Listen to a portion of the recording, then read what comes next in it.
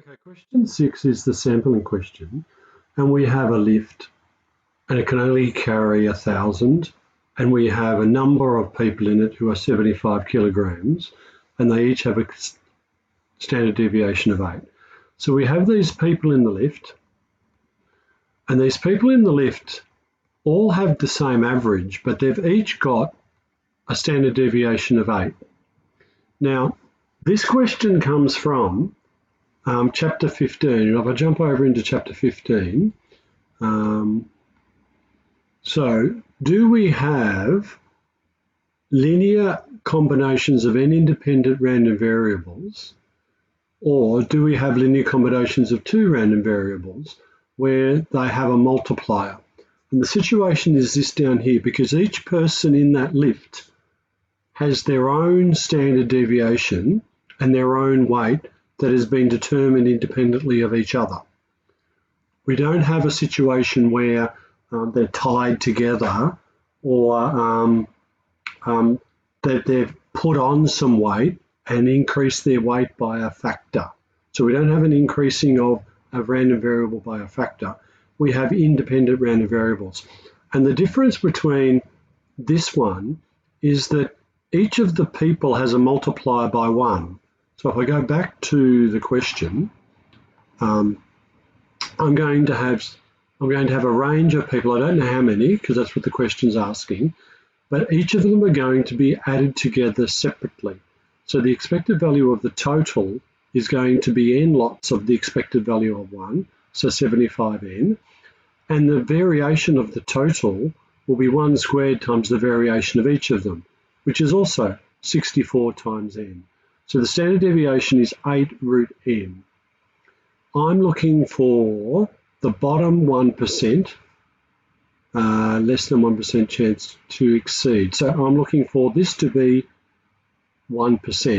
And since it's a normal, I'm going to use the inverse normal to find the R-score, and I'm going to connect the R-score to n by using this x minus the mean over the standard deviation.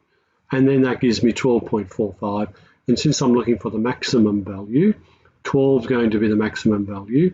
If I was looking for the minimum value, 13 would be the minimum value. Okay, so part B is a similar question, because part B, listen, so there's the coffee machine, and there's 3 people in front of her. And here is Claire. And of course she needs 1, 2, 3 people to be served, and then herself to be served. So she needs 4 people to be served. And each of them are independent. So we have a similar, the expected value of standard deviation, variation is 1/4.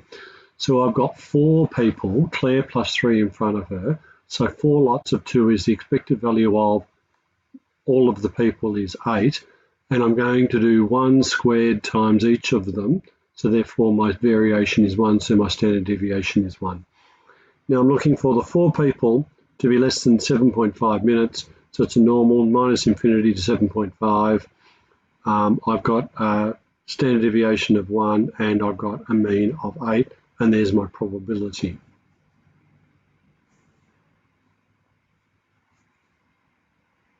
Over the page, we now have a hypothesis testing. I think that we have a mean of 60,000, so the null hypothesis is 60,000. The alternative is that it is possibly higher, so bigger than 60,000 for 1 mark. Determine the p-value correct to 4 decimal places. If I'm testing it to 1% level of significance, and I get this score of 63,500. I'd like to find the probability of it being bigger than 63,500, keeping in mind that my n value is 14 because I've got 14 randomly selected days. So my standard deviation is 5,000 divided by root 14, which gives me 0.0044. I would reject the null hypothesis if my p is less than 0.01, and at 0.004 it is, so there is evidence to reject the null hypothesis and accept the alternative hypothesis at a 1% level of significance. Part D, find the ranges of values, well, that would lead to it being rejected. I'd like to find what would this score be. Certainly that was big enough to reject. What's the limit?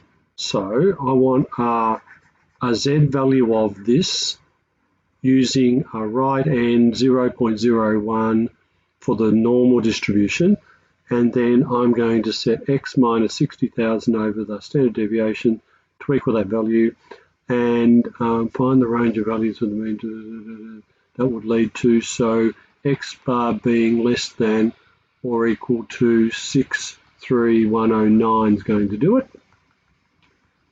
Part E. And in part E, we're told that it was successful and that mean has risen to 63,000. We're doing a test to the 5% level of significance. So I've jumped on my calculator and found out that for a 5% level of significance, the Z score would be 1.64485, because using a right end, at that being 0.05, that's my Z score. And what I want to do is, this is going to be a type 2 error. That is, I don't accept the alternative, I stay with the null hypothesis, given that the alternative is actually correct. So I'd like to find out what is my number that I would use that would accept the null hypothesis, and given this, that number is 62,198. And I'd like to find the probability that the x bar is less than that, given the mean is 63,000, because I'm being told it's 63,000. So my probability has now changed, because I wanted to go less than 62,198, given that my mean is actually 63, which would tell me that I will stay with HO when I know that in actual fact H1 should be accepted.